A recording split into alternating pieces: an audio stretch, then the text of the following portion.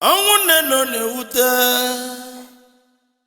LOLO EZINNE Mrs. Theresa MAGBOH onwu buliona Chukwu.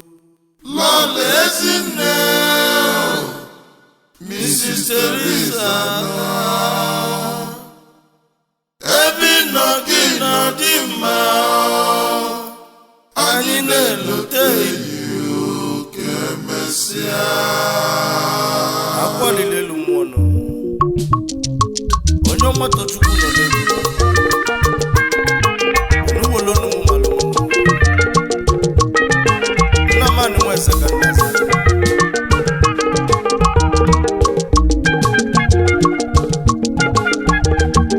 miline sonora oko blues biko nibele onwa monye nwele ego nu LOLO EZINNE Mrs. Theresa MAGBOH LOLO EZINNE Mrs. Theresa MAGBOH ebi no gị no dị mma abulo blues biko na nufano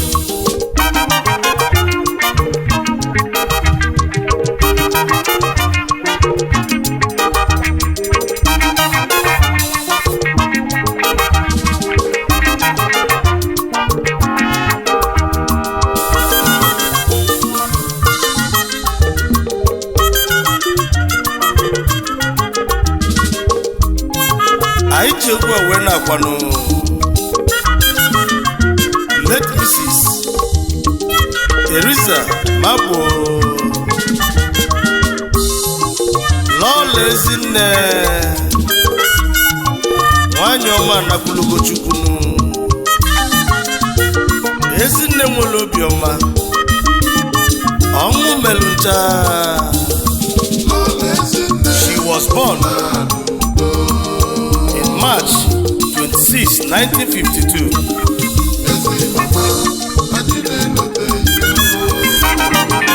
May your gentle soul rest in perfect peace.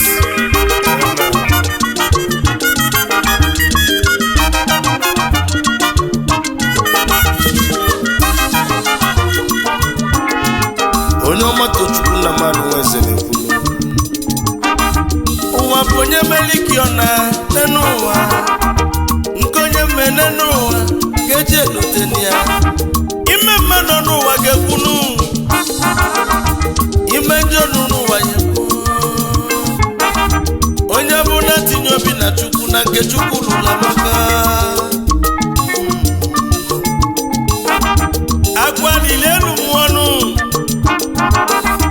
anyị ekebu ọgụjebe Chukwu uche Chukwu nyeme ife ọnwụ mere anyị ajọganụ ọnwụ nne nọ na-ewute let Mrs. Theresa LOLO EZINNE ọnwụ buliona Chukwu nwanyị nwere obiọma nnọrọ niile Ezinne mụrụ ụsụa nne si n'ume ụzọ ka nwa nye ka ọnwụ bịalụ bịa gbuo ụmụ ya wee nebe akwa ebe kaba ya bụ nnefa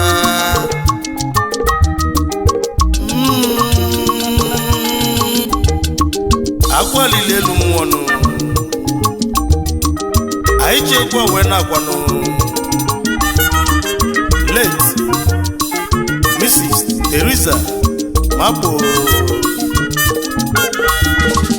LOLO EZINNE nwanyị ọma si Ogbuagwueke in Udi local government area Enugu State wepụtasịrị.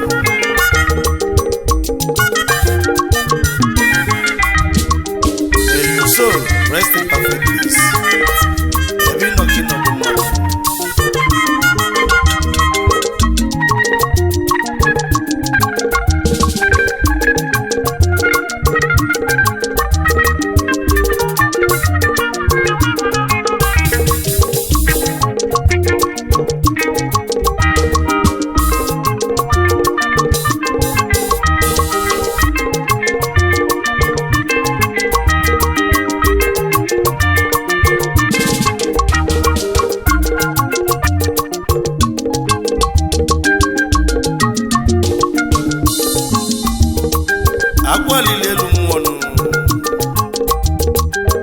no nwa ya kwa nne na nna ezi nwunye Chief Ọzọ Osmond mmadụ kalia igwe MAGBOH Ọzọ Gbangunje one of Ogwiyagweke Budi local government in Enugu State onye obodo mama nwoke na-akwụ n'eziokwu anyị lotere anyị si ya ebezina ọ bụ kemusa enu ụwa bụ onye meliki ọ na-ane n'ụwa mmadụ mara obosi na asị na ọ bụ otu dike mụrụ odogwunu maka na nwugo na yugo n'ọchanụ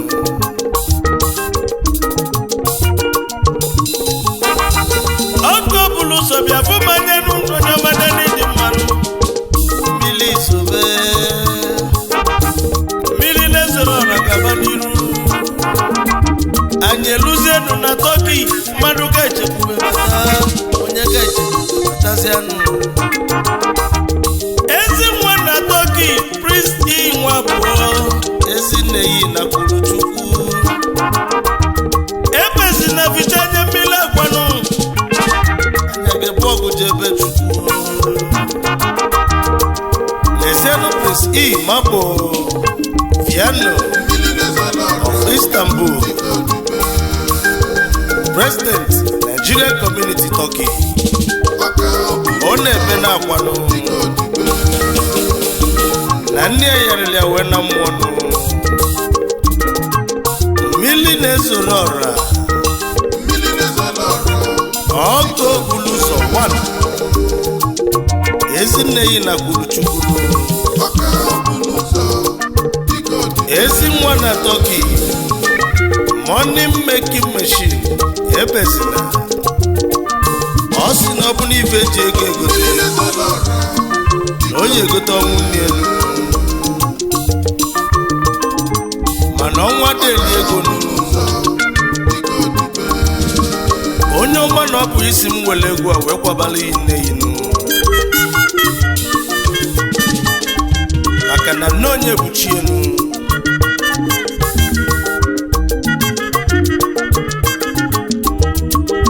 ụmụlọla Ezinne unu ebezina unu akwazina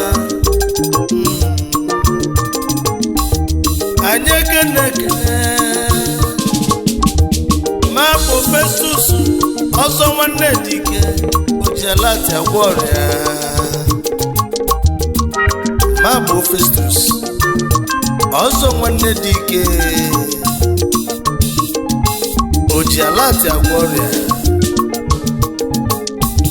onye ọma ficha anya mmiri akwanụ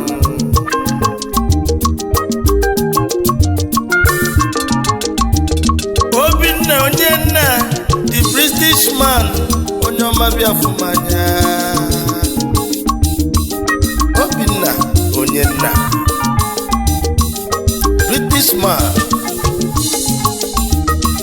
Chizi Odogwu na Portugal onye ọma gaba n'iru Chizi Odogwu na Portugal ịnọkwa Kinsili onye ọcha nwata na ya ezebilinu na Tọki nwata na ya eze ebezi na ma ya kwazina n'ọkụkenusi adịọ onye ọcha nwata na ya eze na Tọki unu biko dibelenu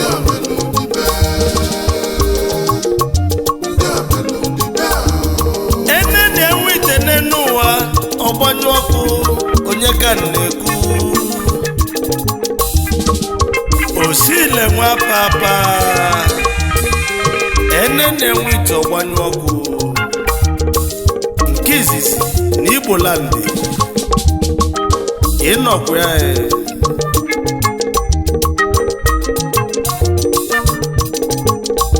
Haridon onye ego Tochukwu Haridon onye ego nke izizi na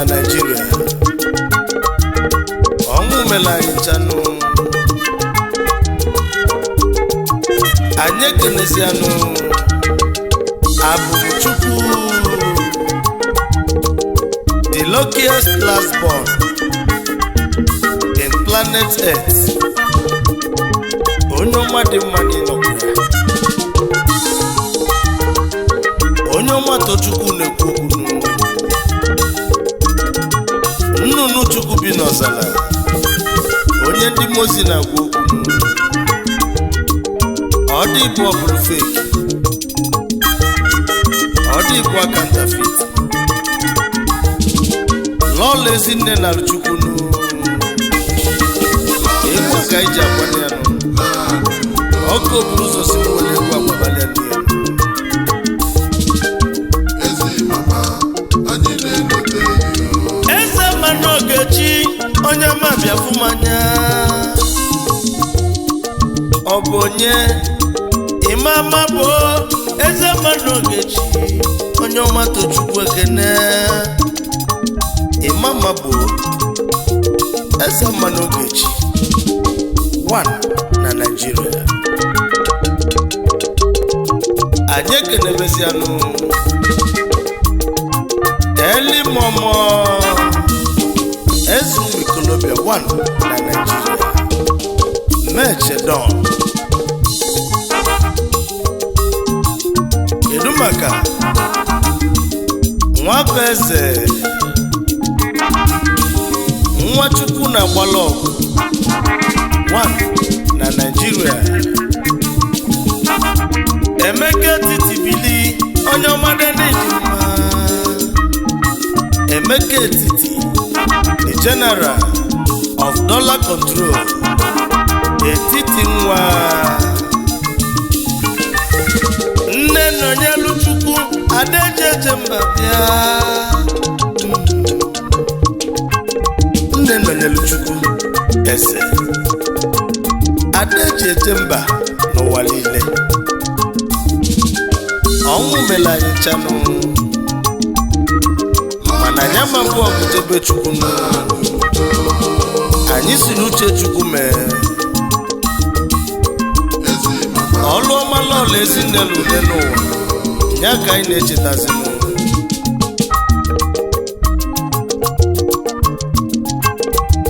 Prince Fiano ezi nwa na Turkey mmiri na-ezoro ọrụ onye ọma. Osimu bulegwu ka njekwaba ndị oyi ya na ndị a nakwuru Chukwu. Mada mara ụbọchị ụlọ onye ọma John Ezakọ, onye ọma biko ya ojiji ji elichi onye ọma. Anyị ekenelu John Ezakọ ọzọ ojiji ji elichi enyi kwa ụzọ 1 n'Eke. Onye ọma na ife nwere ya tụka Ọbanụ Orimili 1 onye ọma bịa. Chukwudokom Orimili 1 model Ebube Chukwu ụzọ 1 n'Eke. Model Rudy Change 1 ife melanio. High Chief Ambassador Okwudili Oginye onye ọma biko bịa onye ọma na ife melanio. Anyị ekenesianụ High Chief Ambassador Okwudili Oginye Okenze gburugburu 1 of Ugwele in Idato South, Imo State. Amadioha Ozuzu 1 of Imo State. Obididika Kanani 1 of Mbise. He bụ Managing Director Season City Hotel Owerri and Abuja. Onye ọma na ọ bụghị nwe Okenze Agụrụ Farm. Ọkụ okporo ụzọ si muzie ya ozi na ndị ya rere alaba Chukwu.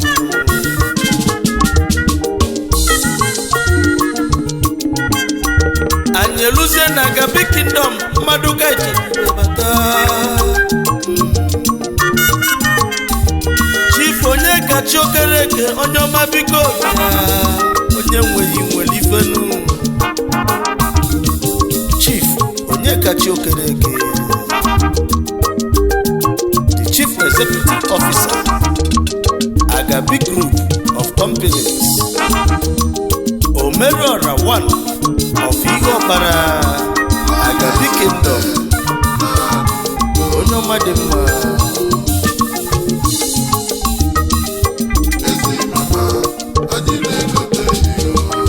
Anyekene Beziano His Excellency Ambassador Chief Johnny Mechi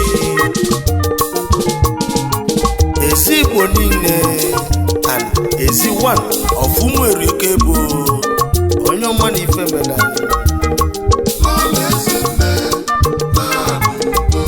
Chief Eric Obinna Ezi Nwude bụ Onyoma Biko bịa Ọgaranya nwanụ na ngwo mere ọra n'etiti ngwo Onyoma Biko bịa n'Ifemela anyị Eric Obinna Udegbu Ezi nwa si etiti ngwo Enugu State wepụtasị Speaker General of Nigeria Community Turkey Mayor of Enugu State and Ebonyi State in Diaspora Turkey Ọgaranya 1 na ngwo Omeroha 1 n'etiti ngwo Onye ime ifeọma na-atụ ụtọ n'obi maka na na-eli akwa na-abawanye mmanụ Onyoma Tochukwu ekene anyị ekenezianụ President Anambra State Association Turkey Honorable Obiora Wisdom Anus Agunadalu nwa 1 na Agụlụ Onyoma Ifemela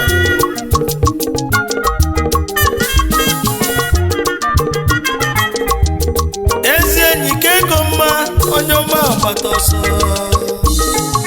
ọ bụ onye ka anyị na-ekwuzi King Roy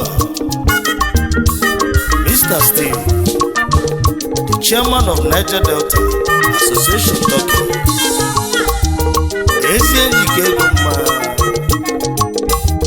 ọba na oke nwe n'Enugu Steeti Onyoma bịa ọ bụ onye Chief Paul Agbo oke nwa Biko bịa Chief Paul Agbo oke nwa n'Enugu Steeti eze ndị Igbo na Turkey gburugburu Chairman Observe International Nigeria Limited President General Amechi Okunalo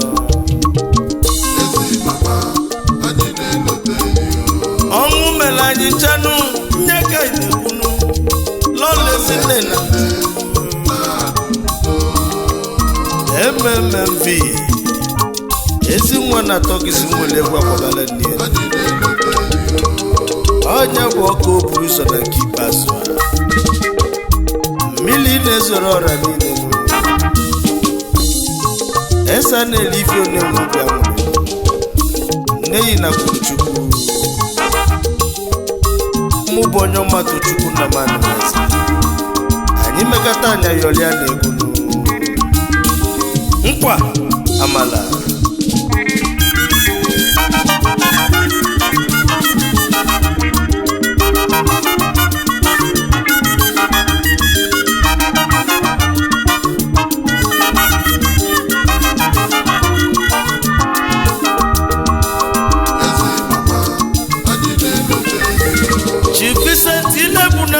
Onyoma